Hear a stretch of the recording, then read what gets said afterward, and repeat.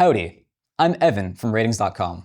Welcome to our channel dedicated to computer peripherals. From mice to monitors, we've had you covered for years with our written reviews and a peppering of videos. But now, we have a whole dedicated channel. Today, we're looking at the Keychron Q1 HE. This Keychron gaming keyboard uses Hall effect switches and seeks to compete with popular models from established gaming brands. While it might take aim, does it hit the target or miss the mark? We're going to give you the scoop.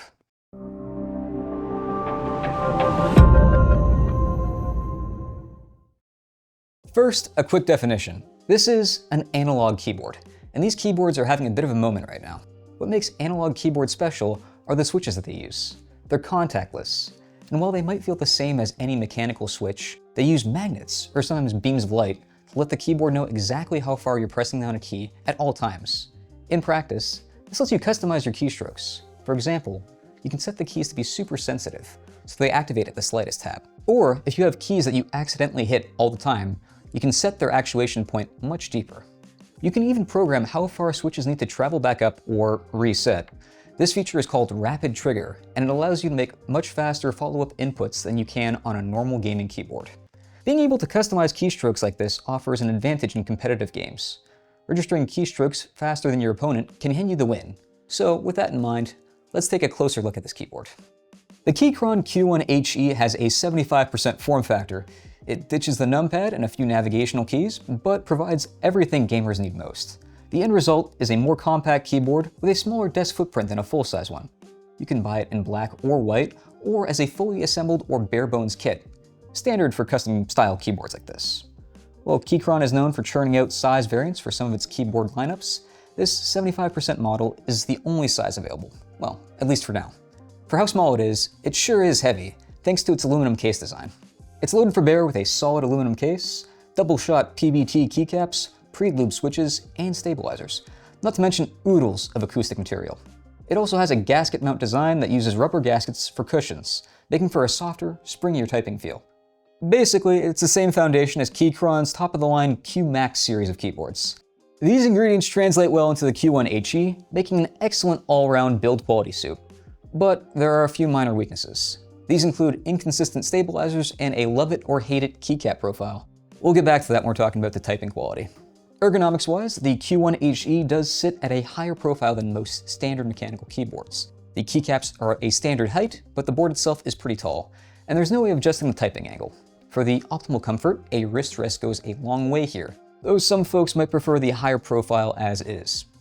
Taking a page from the rest of Keychron's premium lineup, the Q1 HE offers a lot in the way of hardware customization.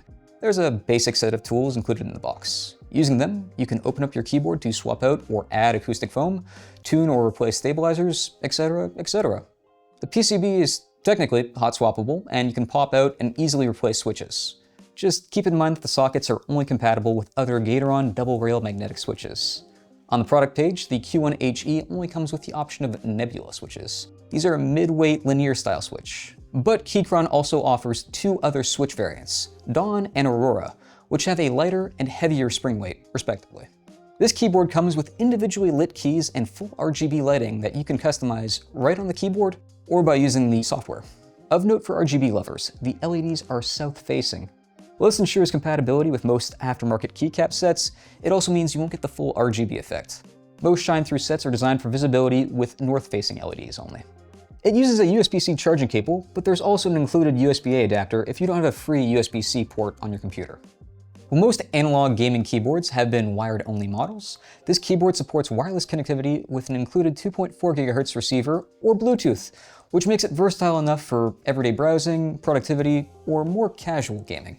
But if you're a really sweaty gamer playing super competitively, we recommend using this keyboard in its wired mode to ensure the best performance. Otherwise, using Bluetooth gives you up to 100 hours of battery life with the RGB lighting off. And while Keychron doesn't explicitly state the battery life expectation over 2.4 GHz, we can assume that it'll be reduced as this type of connection offers more stability at the cost of battery life. This keyboard uses a web-only software called Keychron Launcher, which requires a Chromium-based browser like Chrome or Edge. It allows you to change settings like key assignments, profiles, macros, and RGB effects. Most importantly though, it allows you to configure the analog switch settings. This includes actuation distance and rapid trigger adjustments. plus more exotic options, like analog inputs that can mimic a joystick. You can also program up to 4 actions to trigger at specific actuation distances. You can only adjust the Hall effect settings while the keyboard is connected with its cable, but these settings get saved to the keyboard's onboard memory when you're done.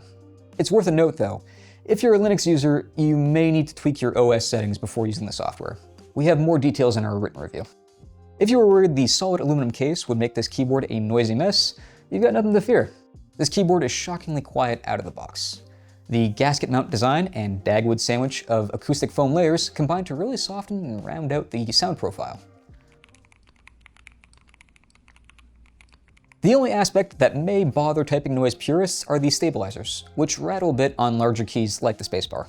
The overall typing experience, though, is terrific. The soft gasket mount and pre-lube switches feel smooth and satisfying to type on right out of the box with no tampering. The keycaps are also made of a high-quality PBT plastic and have a slightly textured finish, so they don't feel slippery. These keycaps have an OSA profile, featuring rounded tops. They're similar in height to standard OEM keycaps, but are a bit less blocky. While keycap profiles are a matter of personal preference, these are generally well-liked, though it might take some time to get used to. As we noticed, the stabilizers are the one minor flaw here. Stabilizers have long been a weak point for Keychron. On the bright side, they're typically easy to fix if you're open to a bit of tinkering. Often, all you'll need is a bit of tape and a band-aid, or some dielectric grease. Plus, there are plenty of great community guides on YouTube if this is something that you're interested in doing. At the end of the day, the stabilizers only stand out since the rest of the typing experience is so good. The stock Gateron Nebula switches also feel nice to type on. Their medium spring weight isn't fatiguing nor too light to press, hitting a sort of sweet spot for most folks. As mentioned, there are lighter and heavier options available if that's your thing, but you can expect a smooth, linear typing experience with good stability no matter what weight you go for. While earlier Keychron models weren't tuned for gaming, the Q1 HE absolutely is. With its excellent single and multi-key latency performance, both wired and wireless, this keyboard delivers an extremely responsive experience for gaming in all genres and at any competitive level. The chord split performance is also quite good, making this a viable option for rhythm gamers. Lastly, with an effective polling rate of 1000 Hz, both wired and wirelessly using the USB dongle, plus N-key rollover enabled by default out the box, you don't need to worry about performance inconsistency. You won't experience any of your keystrokes failing to register.